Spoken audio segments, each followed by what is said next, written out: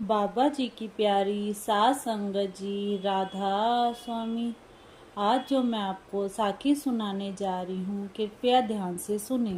एक बार बुजुर्ग आंटी जी और एक बुजुर्ग अंकल जी थे जो हर रविवार को सत्संग सुनने के लिए जाया करते थे। एक दिन अंकल जी को कोई काम था तो उन्होंने अपनी पत्नी को कहा, मैं तुमको सत्संग घर छोड़ दूंगा, लेकिन तुम वहाँ से सत्संग के बाद अपने आप आ जाना। सत्संग सुनने के बाद जब आंटी जी सत्संग घर से बाहर निकली और किसी ऑटो का इंतज़ार कर रही थी तो इतने में एक कार आ गई। कार में एक सफ़ेद सूट डालकर एक औरत बैठी थी। वह आंटी जी से बोली, आंटी जी आपको कहाँ पर जाना है? तो वह बोली, मुझे यहीं थोड़ी दूर चौक तक जाना है। तो वह बोली, आंटी जी आप आ जाएं, मैं आपको छोड़ दूंगी। उसने सोचा यह कोई सेवादारनी है तो वह उनकी कार में बैठ गई। रास्ते में बातों बातों में उसने पूछ लिया कि आपके घर में कौन कौन है। तो आंटी जी ने कहा, हम दोनों पति पत्नी हैं, मेरे बच्चे तो दोनों बाहर नौकरी करते हैं। तेरे अंकल जी को खेत पर कोई काम था, इसलिए वह मुझे सत्संग घर छोड़ गए हैं। उन्होंने कहा था कि तुम बाद में अपने आप चली आना। जब आंटी ने उसको चौक पर उतारने के लिए कहा तो वह बोली, कोई बात नहीं आंटी जी, मैं आपको घर तक छोड़ देती हूँ, 2 मिनट लगेंगे फिर मैं चली जाऊंगी। आंटी जी चुप कर गई। जब वह घर पहुंची तो आंटी ने उसको अंदर आने के लिए कहा तो वह एक बार कहने पर अंदर आ गई। तो आंटी जी ने उसको कहा, चाय पी कर जाना। तो वह बोली, ठीक है। आंटी जी ने जितनी देर चाय बनाई तो वह घर में इधर उधर देखती रही। जब आंटी जी चाय लेकर आई तो उसने आंटी जी को पानी लाने को कहा। वह जब पानी लेने गई तो उस लड़की ने उनकी चाय में एक नशे की गोली डाल दी। दोनों ने बैठकर चाय पी। आंटी जी तो वहीं पर बेहोश हो गई।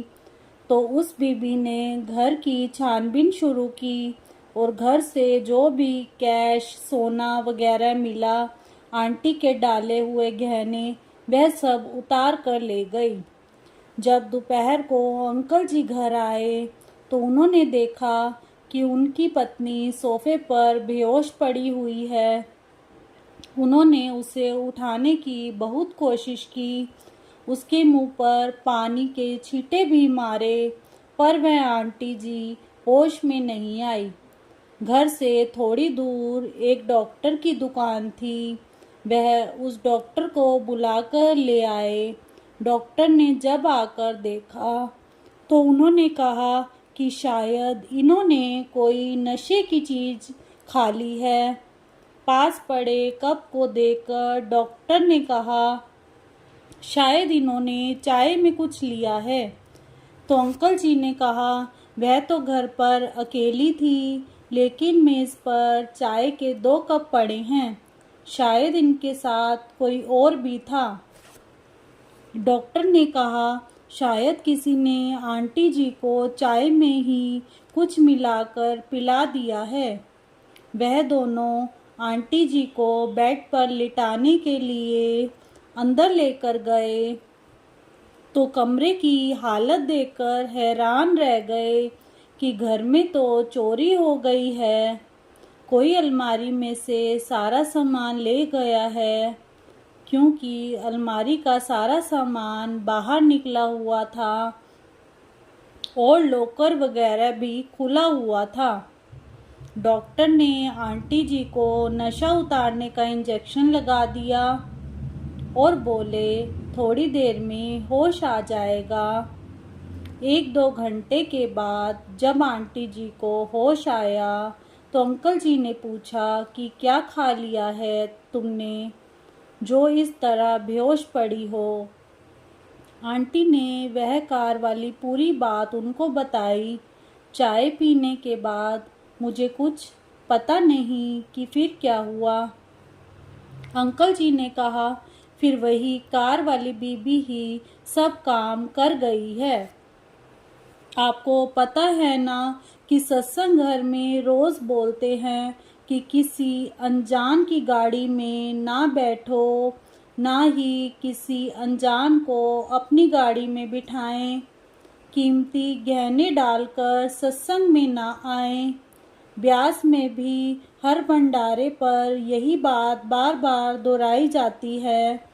अंकल जी बोले, तुम ऑटो के 20 रुपये बचाने के चक्कर में अपना इतना नुकसान कर बैठी। आंटी जी कह रही थी कि पुलिस में रिपोर्ट लिखवा देते हैं पर अंकल जी ने कहा जो वह ले गई उसके नाम का था। बाबा जी हमें और देंगे। उन्होंने यही बात किसी को नहीं बताई। 1-2 दिन के बाद रात को 2 बजे उनके घर की घंटी बजी तो वे बोले, इतनी रात को कौन हो सकता है। वह घबरा गए। उन्होंने डरते डरते दरवाज़ा खोला तो देखा है वही औरत थी जो आंटी जी को लूट कर ले गई थी।